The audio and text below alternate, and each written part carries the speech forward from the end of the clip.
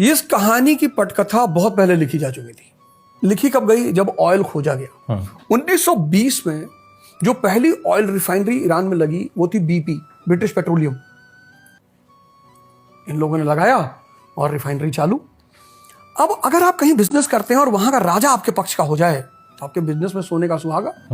तो फिर इसी पश्चिम के सपोर्ट से वहां एक राजा बना, रजा खान पहलवी। वो राजा पश्चिम से बड़ा प्रभावित था, रजा खान पहलवी, कि भाई हमें भी शिक्षा संभालनी है और मॉडर्न ईरान बनाना है, ये बनाना वो बनाना। उसने क्या किया? व्हाइट रेवोल्यूशन शुरू किया। उस आदमी ने कहा कि अगर कोई औरत बुरके में दिखाई पड़े उसका बुरका उतार के आग लगा दो। इतना वो आदमी मॉडर्न व्यू का था कि मॉडर्न ईरान बनाना, मॉडर्न। फिर रशिया को यह बात बड़ी बुरी लगती थी क्योंकि ईरान का बॉर्डर रशिया से मिलता है। तो अगर ब्रिटेन वहां बैठेगा ईरान में तो रशिया को दर्द होगा और रिवॉल्यूशन के बाद तो और दर्द होगा। खैर ये उठापटक चलती रही। रशिया पीछे से मौलाना ताकतों को भड़काता था कि ये देखो ये इस्लाम के खिलाफ जा रहा है, ये बुर्का उतार दिया, ये कर दिया। तो लड़ाई चल रही थी, कई सत्ता परिवर्तन हुए, मुश्ताक जैसे लोग आए और हुआ। जब सेकेंड वर्ल्ड वॉर हुआ तो ब्रिटेन के पास इतनी ताकत नहीं बची कि वो सबसे लड़े, बहुत कर्जे में चला गया ब्रिटेन। तो ब्रिटेन ने अमेरिका से कहा कि भाई आप साथ आओ तो हम बैठेंगे ईरान में, नहीं तो हम जा रहे हैं। तो उसने कहा आ रहे हैं। तो 1955 का बगदाद पैक्ट हुआ और अमेरिका भी बैठ गया वहां पे।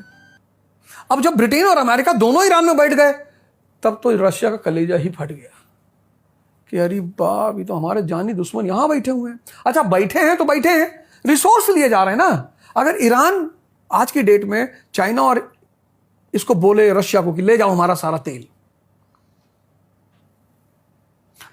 बस वहीं पर रशिया ने जमकर फंड करना शुरू किया एंटी वेस्टर्न फोर्सेस।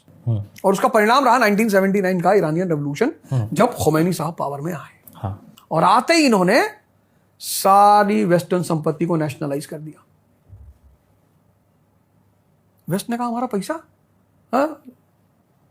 सिर्फ नेशनलाइज नहीं किया, इन्होंने कहा कि America is the devil in the world and I have come to power to destroy this devil. America ने कहा एक तो हमारा पैसा खा गए तुम, ऊपर से डेविल बोल रहे हो, डेविल बोल रहे हो। तो लड़ाई शुरू, वहीं से लड़ाई शुरू हो जाती है। अब अमेरिका का, यहूदियों का पैसा वहां फंसा हुआ था, फिर उनका अपना इंटरेस्ट, सैंक्शन लगाया कि भाई तुम न्यूक्लियर पावर नहीं बनोगे। तो इनकी बारी तो आनी ही थी, वो मतलब देर सवेर चाहे जब हो, उनकी बारी तो आनी ही थी। अभी अमेरिका के पास क्या था कि इंटरनल क्राइसिस बहुत चल रही थी, फाइनेंशियल क्राइसिस बहुत चल रही थी। तो यहीं पे इन्होंने प्लान बनाया इजराइल के साथ कि भाई इन्होंने अपना न्यूक्लियर बम बना लिया है और इससे पहले उसे एक्टिवेट करें, इनको खत्म कर दो।